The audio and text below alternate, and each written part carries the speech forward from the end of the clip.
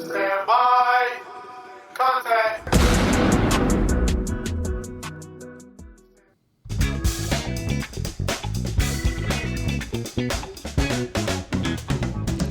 Good morning, good afternoon, good evening, ladies and gentlemen. This is Pit Talk, pulling pits and opinions with your host, Gunny G, where service members help service members, period.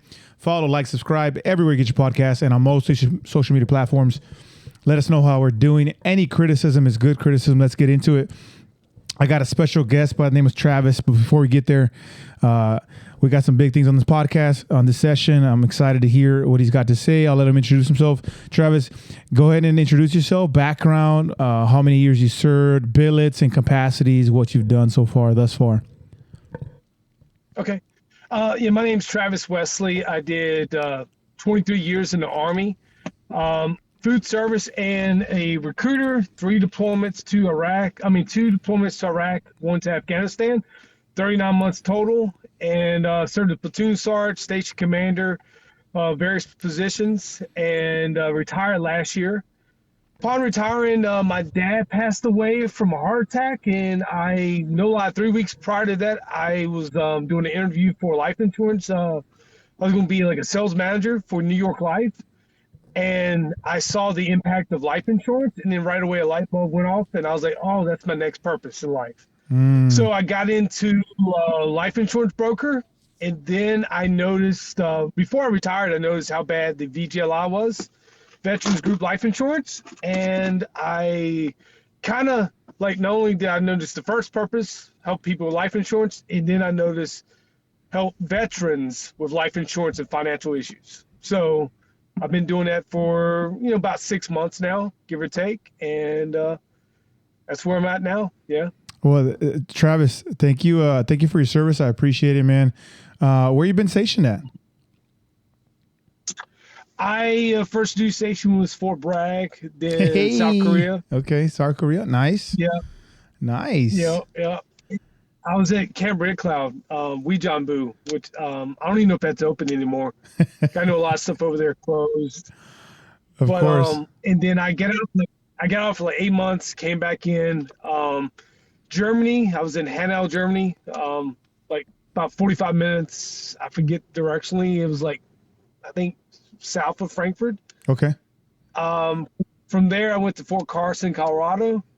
What? And two deployments, one deployment in Germany, 2 deployments out of Fort Carson. And then my last 11 years I spent in recruiting, where I recruited in Pennsylvania, Wisconsin, Oregon, and where's the other one at? New Jersey. And then I retired in New Jersey.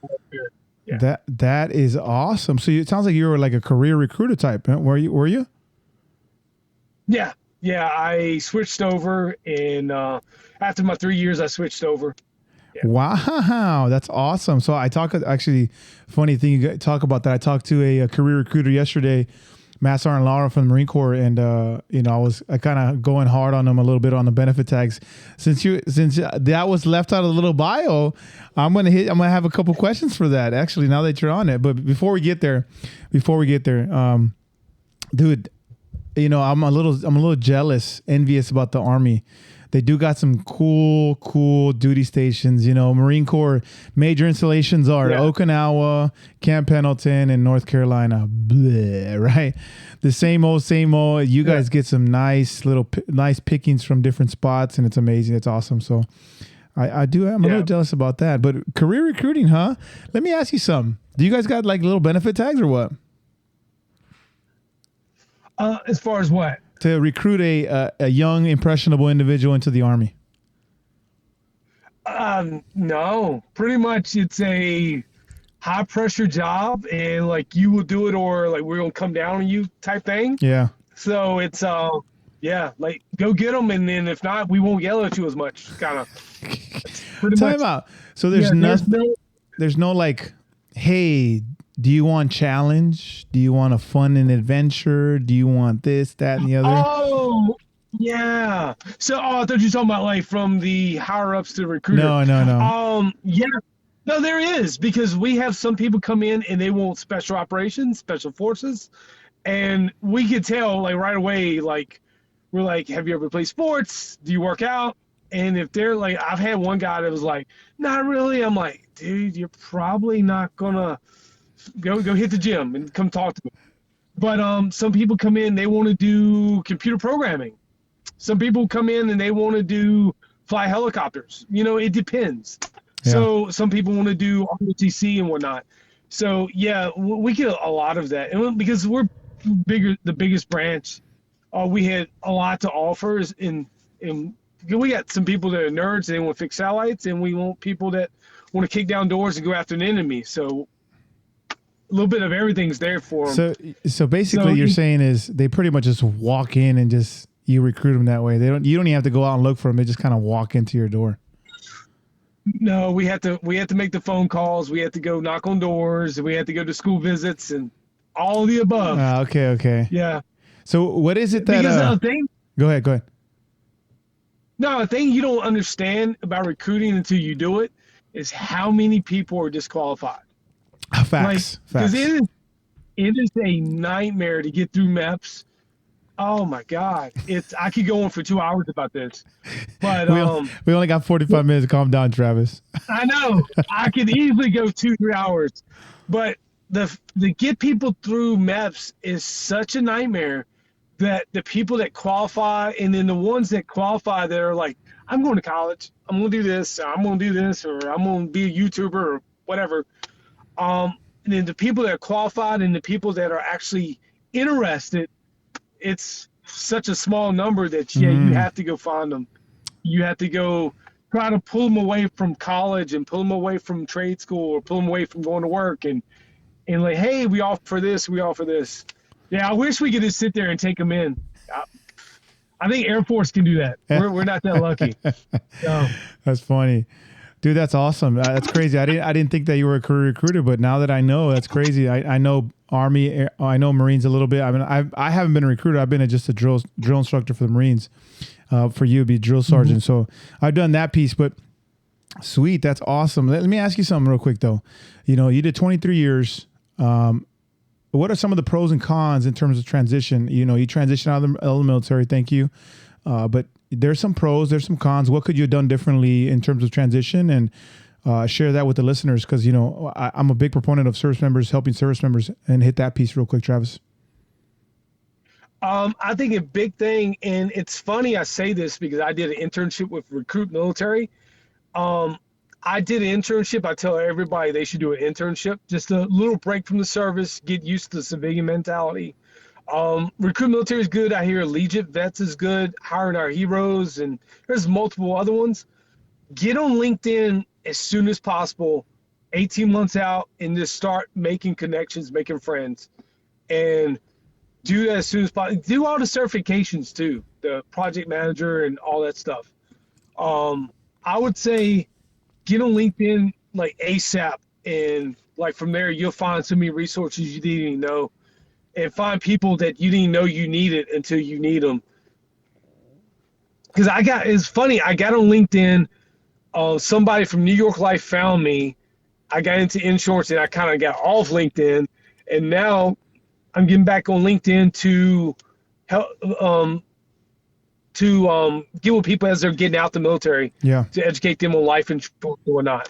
So it should be like one of those things, you get on LinkedIn and stay on LinkedIn. Like you can even do it 5 years out from retiring or 20, whatever. But get on LinkedIn and just make friends and make connections and stay in contact and post stuff. And because so many people, they get hired and they find people that are like multipliers in their life through LinkedIn, social media too, but definitely LinkedIn. Yeah. I'm tracking. I hear you, Travis. Let me ask you something. I know that's obviously a con. That was something that you could have done differently. What's some of the pros, of transitioning? I know you mentioned family earlier. How does transition from service now a pro, so to speak? Even though I know military service is a pro in general, I get it. But now that you transition, touch on that piece.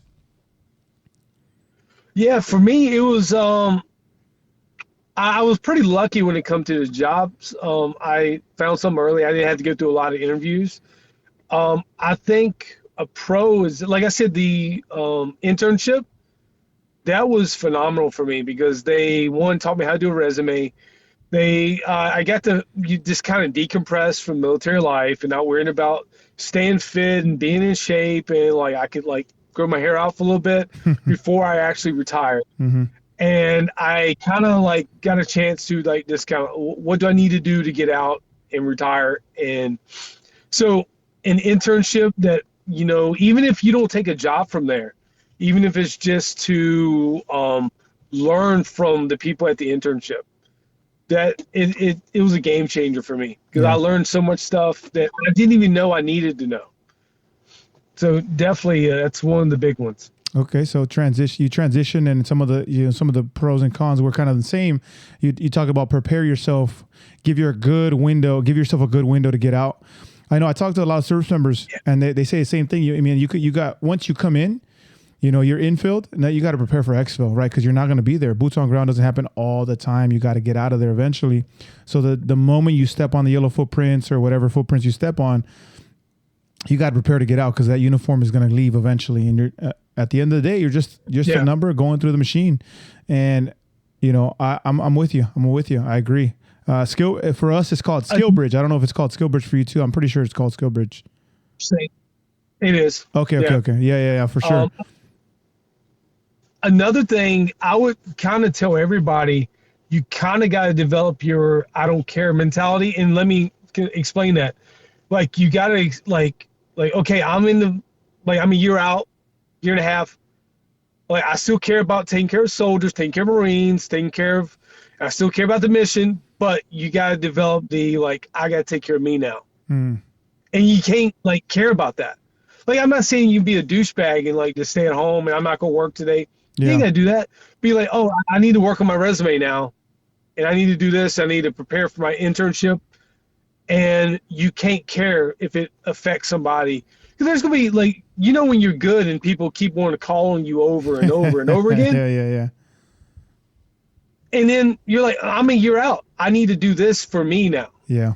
Because when you get out, like, the people, your buddies will care about you, and your mom and dad and your wife or husband. But for the most part, it's on you to take care of you. And if you don't do that, then you're going to be the one that's SOL. Yeah. So it's kind of, you got to really develop that, like, I got to take care of me now. Yeah, that makes sense. And it won't be selfish because you did your time. Like, it's time to, like, you got to get ready to get out, and it takes a lot of time.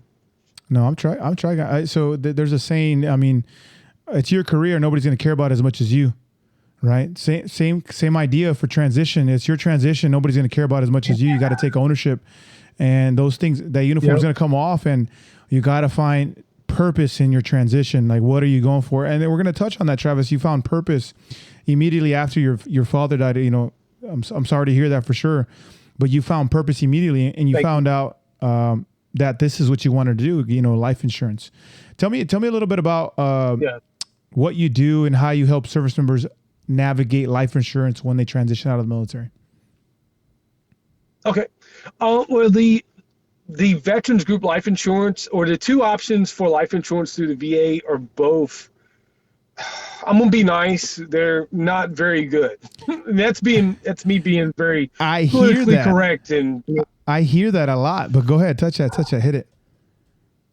Okay, so let's say you got how much is your SGLI right now? Mine is 500,000. Okay. If you were to get out, let's say you retire and you get out, you're 40 years old. Let's just throw that out there. And you do $500,000 for the VGLI. Let's say you want to have it until you die. Let's say you die at age 80. Your first decade, 40 to 50, it's only going to be, I think, 80, then it jumps up to over $100 a month, which is not bad.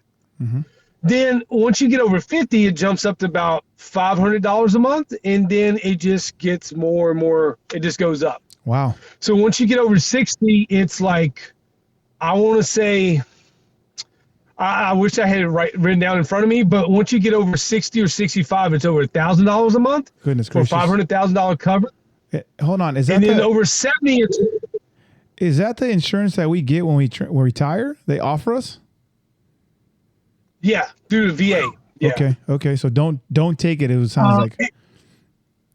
Don't take it. Okay. Once you get over 70, it's I want to say it's already over $1,000 a month, and either 75 or 80, it goes over $2,000 a month.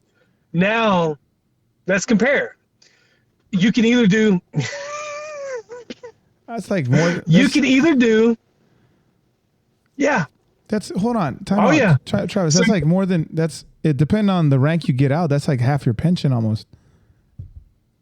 Oh yeah. Jesus.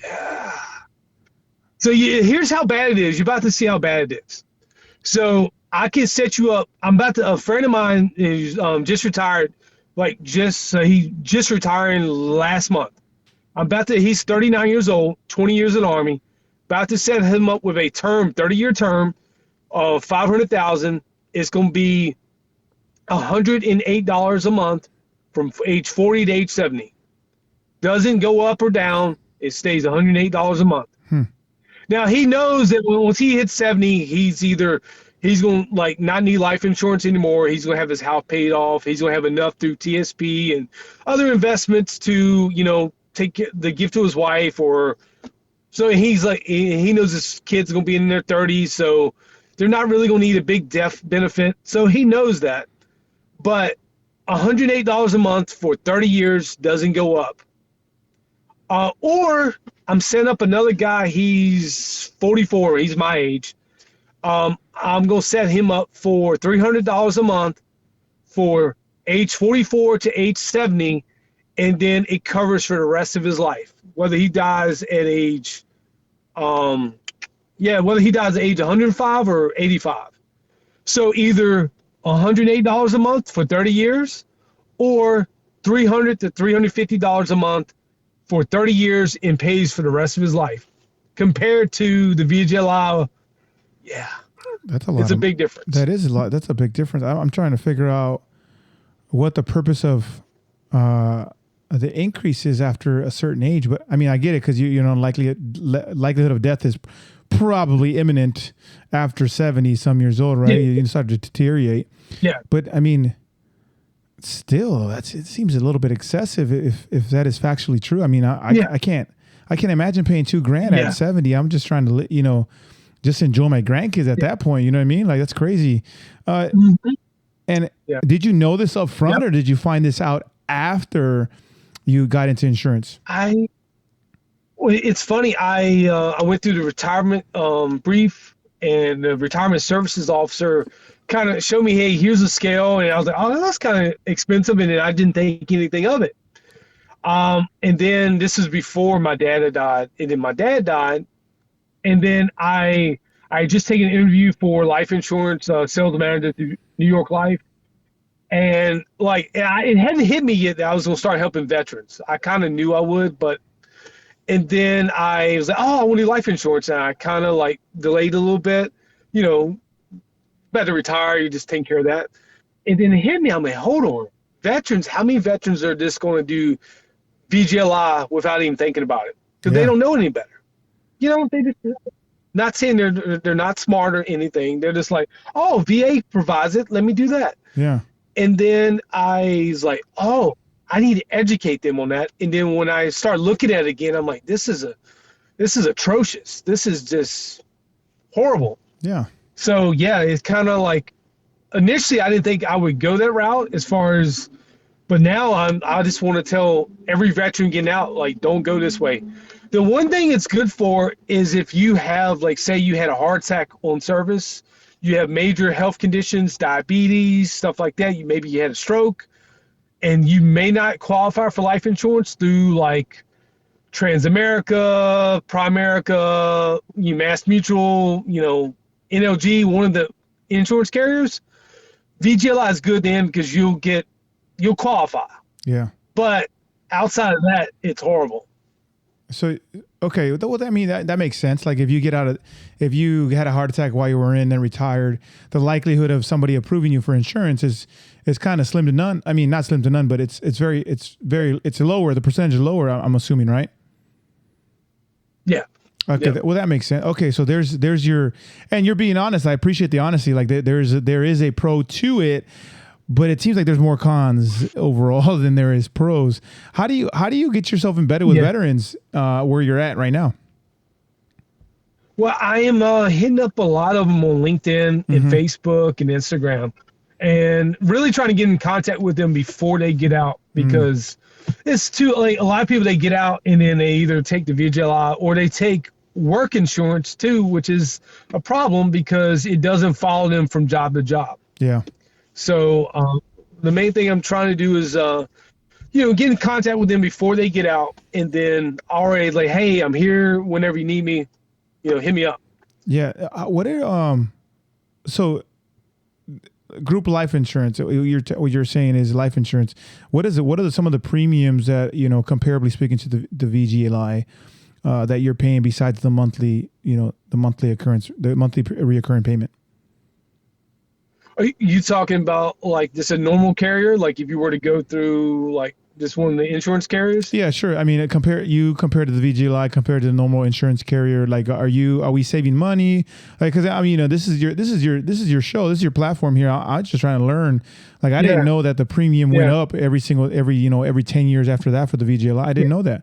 So hit that piece real quick. Well, the two different examples I can give you is one, a 39-year-old, he's he just retired. It's going to be $108 a month for him for $500,000 of coverage for 30 years. That's called term life insurance. It's only either for 10, 20, or 30 years. And then after that, you're like, okay, I'm self-insured. That means you got enough money in the bank account to not worry about life insurance, or you're like, I don't need life insurance anymore because your kids are older and they're grown and they're, working and taking care of themselves. So for 30 years, from 39 to age 69, he's covered with $108 a month for $500,000 policy. I mean, that's another one, 44 years old, is going to be either 300 or 350 for him for $400,000 of a whole life policy. A whole life covers him till he dies, whether that's 100 or 65 or 85. And that one builds cash value. That's another retirement plan. It's retired into an index like the S&P 500. It's protected from loss when the stock market doesn't do well, and he gets tax-free. He can borrow from it after 7 years. He can borrow from it. Say he wants to buy a boat. If he wants to, pay for, a brand new car, whatever, he can borrow from it, or he can just wait till retirement and use it then. Interesting. And that one's going to be either $300 to $350 a month. From age 44 to age 70, he's paying that, and after he's done paying, and he's covered to the day he dies. Yeah, that sounds like a good deal. I mean, that's just for the individual person. Yeah, it's not like for me and my wife, or so to speak. That's two separate coverages. Yes. Yeah. Copy that. That sounds like a good deal. I'd heard of the second one, that whole term or the whole life insurance policy. Through my buddies, they do the same thing, and they talk about it a lot. They kind of, hey, this is what you should be doing. You should get out of this, and so to speak. How do you, since your main communication is through social media, people that word of mouth. Have you ever thought about getting into the transition program that, how the DoD offers it to all they have to do it through all service members? It's called TAPS or TRS, right? For the Army, TAPS, I think it's called. Yeah. And they do. Go ahead. No, it's funny you mentioned it. I was just thinking about that last week. I'm like, I'm not sure if they will, because the VA gets to brief their life insurance through TAP, but they give you hey, here's a life insurance program. I've been thinking about doing that. Yeah, it makes sense. That sounds like capitalism to me, to be honest. And it's kind of almost like who offers the better offer and at the better rate. It sounds like at face value, it sounds like, the insurance policy that you have is compared to the VGLI is, it's above reproach. I can't compare really. But the only thing that, again, you said earlier that it offered was if I had diabetes, getting out, a heart attack while I was in service and retired, that it benefited me there. But I don't know if I like the increase of premiums at every 10 years. It's very intimidating. Do me. Yeah, it's actually every 5 years. Oh, Yeah, it's actually every 5 years. It goes up every 5 years. Yeah. oh, that's even worse. Yeah. It's I was once I knew about life insurance. When I first looked at it, I was like, "That's kind of expensive." And then I knew about the policies, and I knew about what a normal term rate is, and I was like, "Oh, this is horrible." Yeah. Like that's why I need to educate people on this. What's another maybe tidbit that service members don't know about the VGLI that's not very conducive to retirement and group and life insurance? Excuse me. The VGLI, that's mainly it. There's also a VA Life. It's a whole life policy. It's like $40,000 up to $40,000 a month. I'm sorry, up to $40,000 in coverage. It's still kind of pricey. It's just not as good as what the normal commercial carriers will give you. Yeah, you just said 40,000. You just offered 500,000 for $300 a month. Yeah, and they're only giving you 40 plus for a whole term. That doesn't make that does. Yeah. The scales are off. You know what I mean? So both of them just don't compare to a normal. Like you can go to any insurance carrier and not even know anything and just pick one without knowing anything.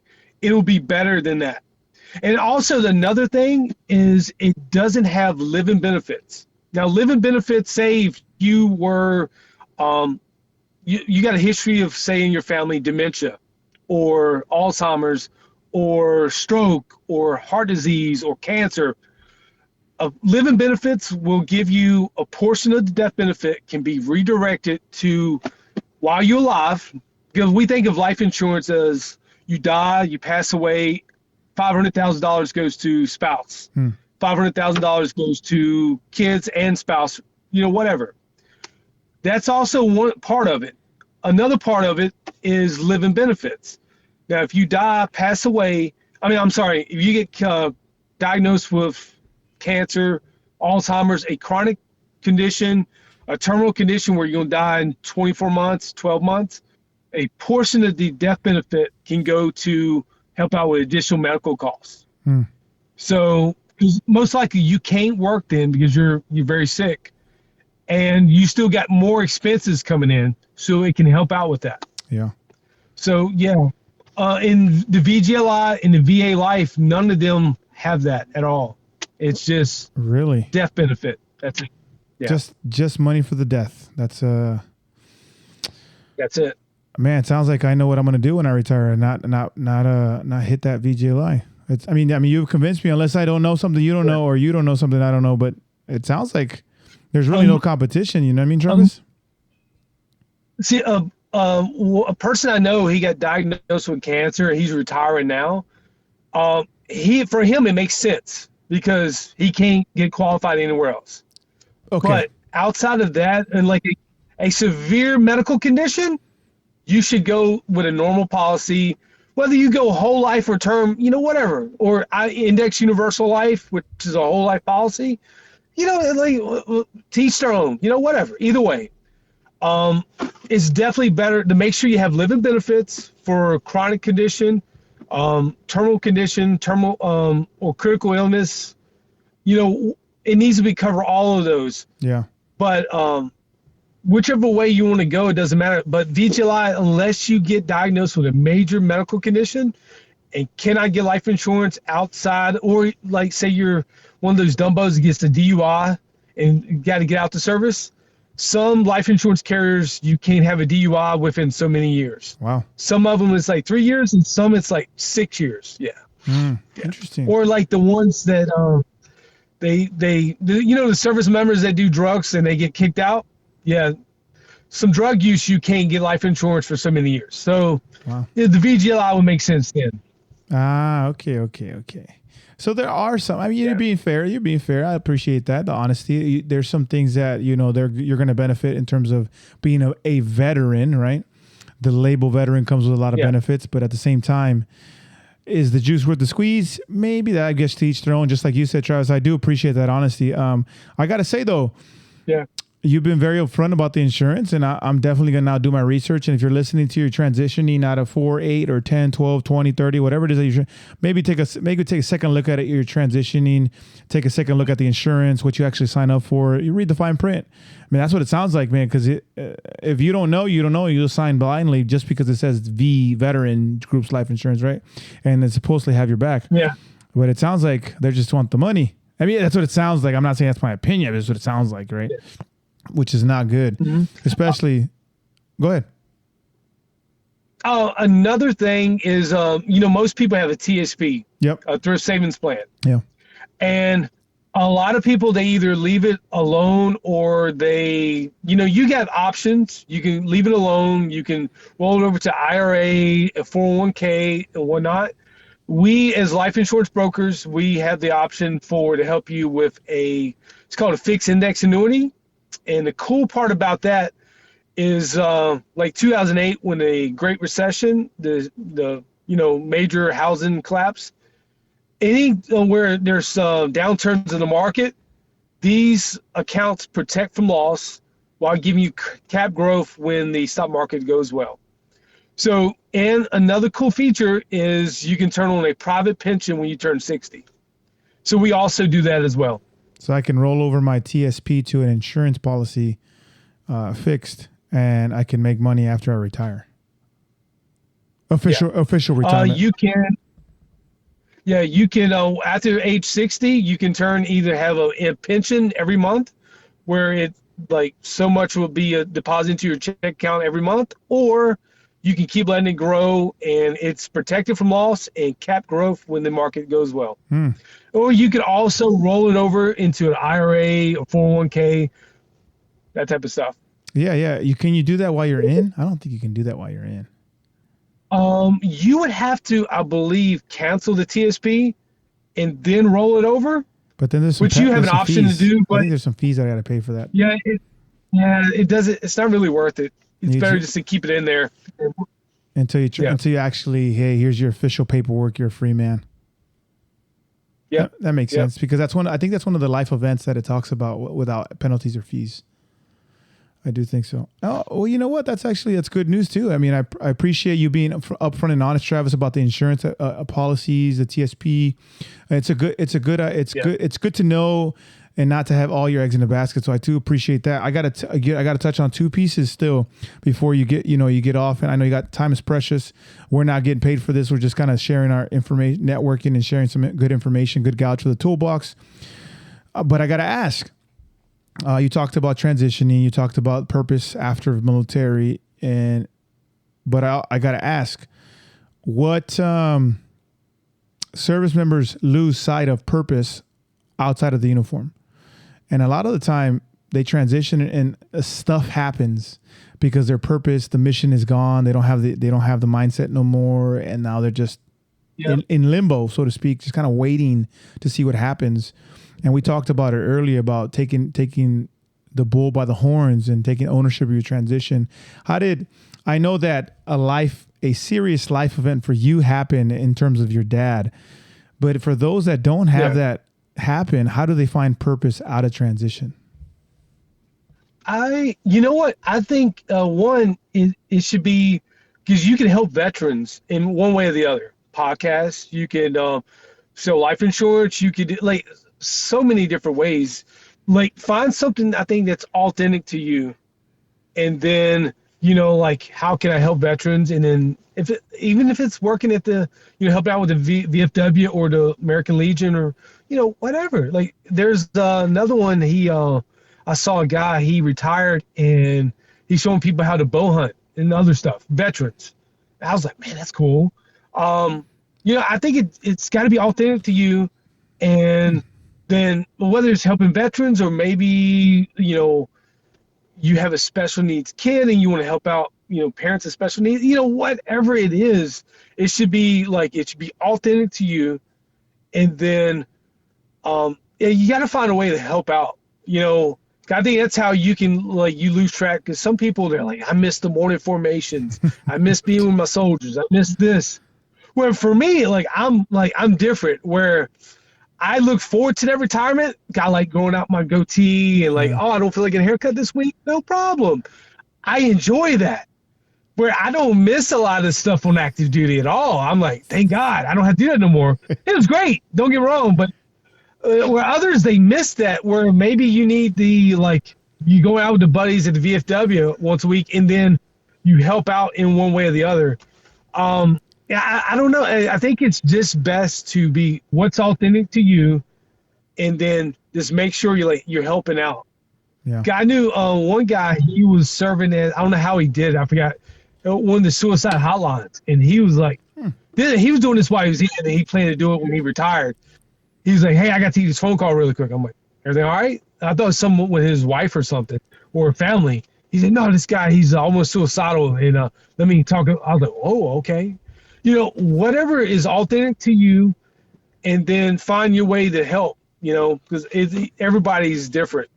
Yeah, it's good. But, yeah, mine kind of found me. You know, I wasn't looking for it, and then my dad passed away. Right before that, I was doing an interview for get into life insurance game, and then the light bulb went off, and then I was like, oh, let me help out veterans, and I remembered how bad the VGLI was priced, and then I was like, oh, this is what I'm doing for, you know, whenever I decide to stop working. But yeah, once you find that why, though, it's different, because you're like, oh, I'm doing this because I'm on a higher calling, so to speak. Yeah, I like and that. You're not, oh my God, I got to go to work. I don't want to do this. There's none of that. You're just like, oh, I'm going to help people. I'm going to help these veterans, you know, my brothers and sisters, you know, in the uniform, who deserve to know that, hey, the VGLI is a horrible option.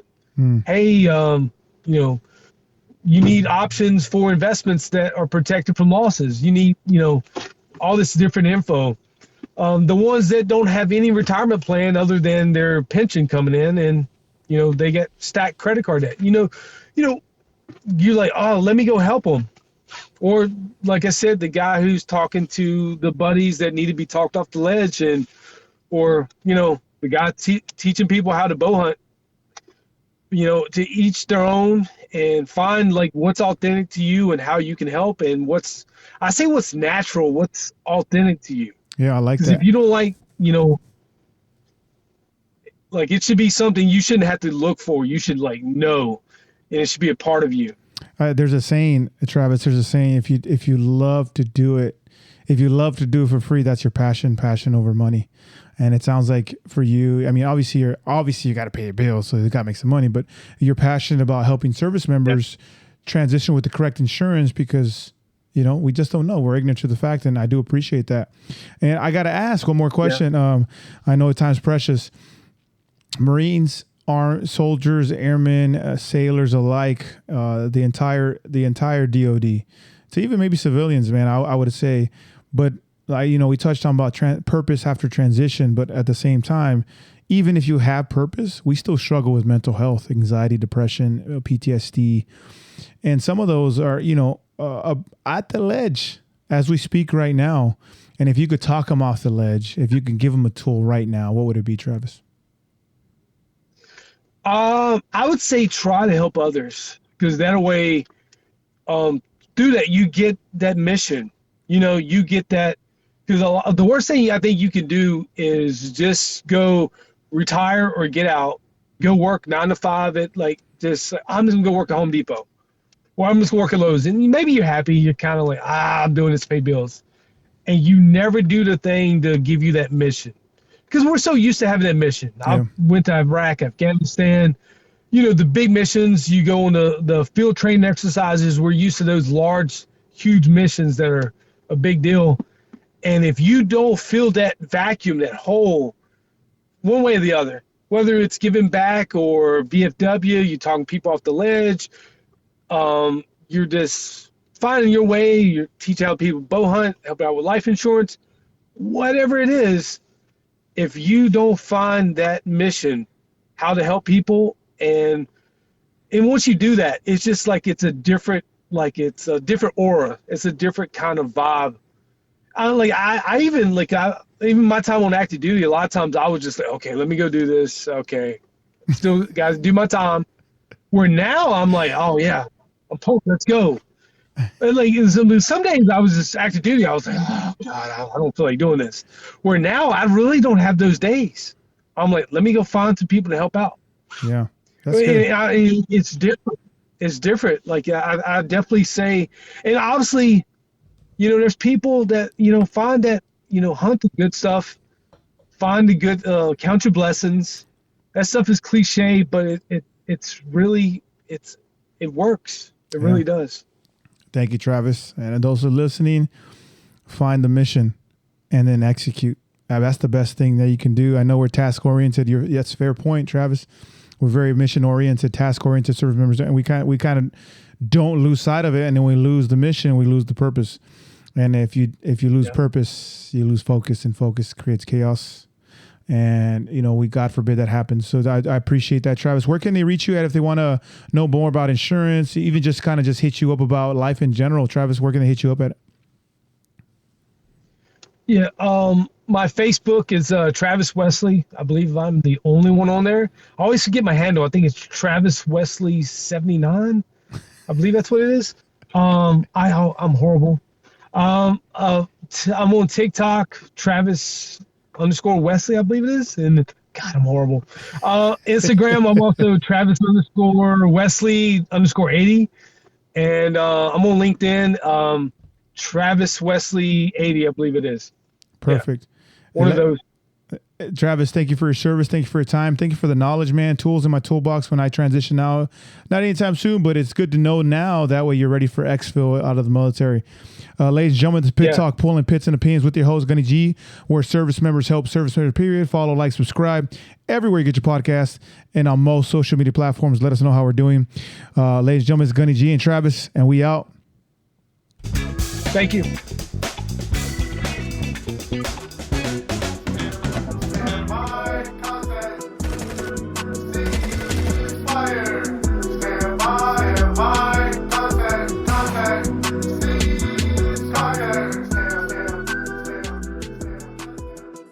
Podcast featuring active service members who discuss their thoughts and opinions on various issues surrounding military life, current events, and history. The statements heard here are the opinions of its members and guests. These do not necessarily reflect the views of the Department of Defense and are not endorsed or sponsored in any way. Listener, viewer discretion advised.